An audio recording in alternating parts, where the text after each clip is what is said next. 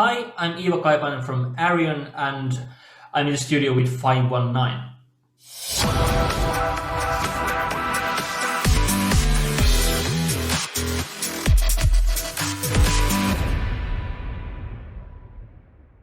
Hi, Ivo. How are you doing? I'm doing really good.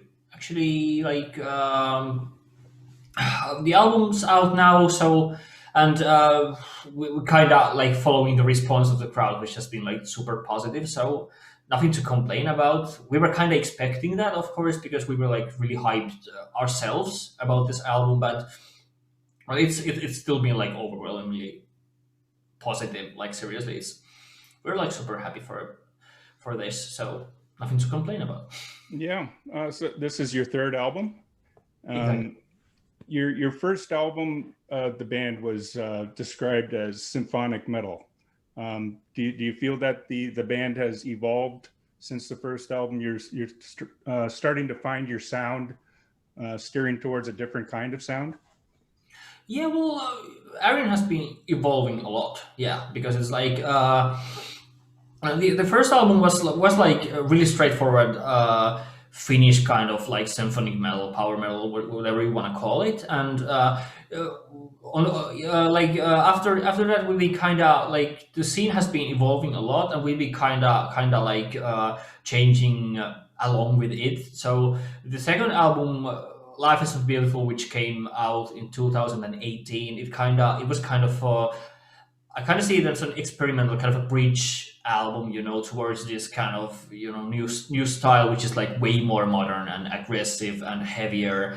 And I wouldn't call it symphony or power metal anymore. It's just too different from that kind of music nowadays, and it's a natural change for us. So it's like. I'm not saying it's like super. It's been like super intended to go this route, but to be honest, it's like something that I'm like really happy about. I don't want to call Arion power metal anymore, even though it happens like really frequently. So it's like really good that people are kind of starting to see that we are like something else. Would you attribute some of that to your singer? You changed singers with the second album, right? Yeah, of course.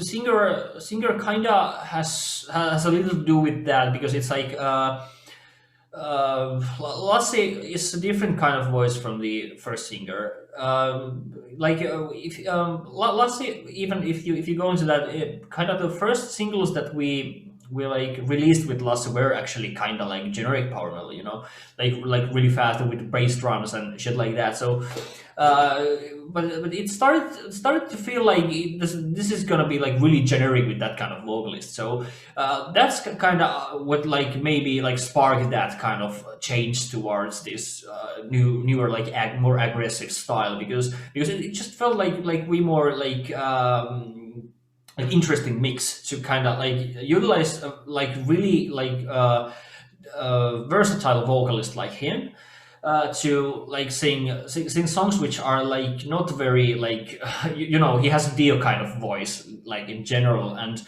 to utilize that in a different kind of environment was like really interesting, and that's kind of what like initially sparked that change in my opinion. And on this album I feel like compared to Life Isn't Beautiful it's kind of been perfected. It's kind of it's you were talking about finding our own sound.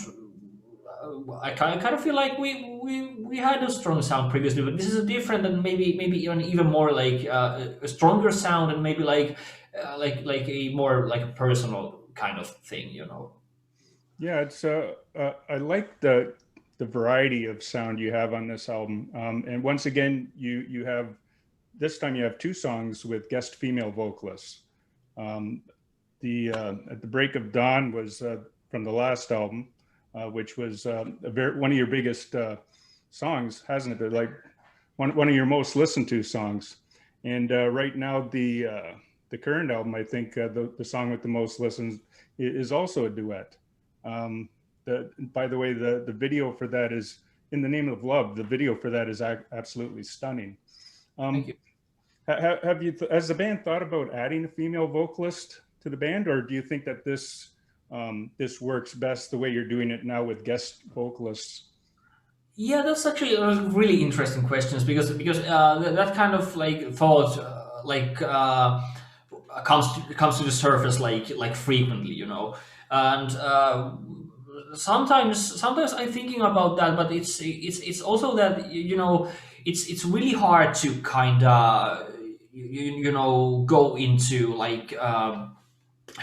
Adding someone into your lineup, it's like always like really big decision, and it kind of feels like that our like group dynamics are so great right now that changing that will be like really probably like dangerous even actually, because I don't know, I kind of like the way we do it right now, like having those guest vocalists every now and then, to provide us with that like extra like value to some songs, and sometimes when you feel like you don't need that female vocalist, it's better to just go with Lass's like super versatile voice. So it's like I'm kind of happy the way we do it right now, but you never know what what the like future brings to you, so it's like. Yeah, I mean, I love his, I guess you would call screaming vocal in "I Love to Be Your Enemy." And Yeah. that's a really heavy metal song. Like I love that sound. So I love the way the album goes from like a beautiful ballad, a soft instrumental, which is on the album, to like a very, very driven metal song.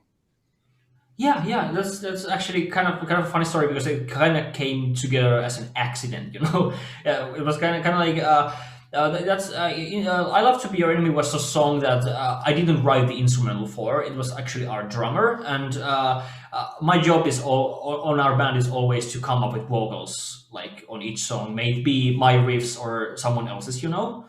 But on top of that song, it was like really really really difficult to like come up with something that didn't sound awkward on top of the verses, and what I wanted to try on was actually a guest screamo vocalist, and it was like it's like felt like a really strong idea, and after I written lyrics for that, we kind of demoed that together with Lassie, and Lassie's performance sounded just so killer. He just once again proved that he is such a versatile vocalist, and I was like overwhelmed, and I was like, seriously, okay, we're gonna go with this. We're not gonna ask anyone because this is just gonna work, and people are gonna get their minds blown, because of that, because it's so surprising. If it's not good, it's surprising at least. So that's how we went for that, and at that point I kind of felt like we can do pretty much everything we want, because it was like such a there are no limits. Yeah. You do most of the writing for the band, right? Yes.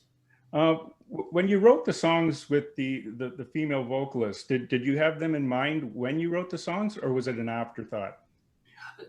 Yeah. Well, it's always a duet is a thing that you have to like plan from the like very early stages, because there are like many factors in the melody, for example, which is the very key element of my songwriting, anyways.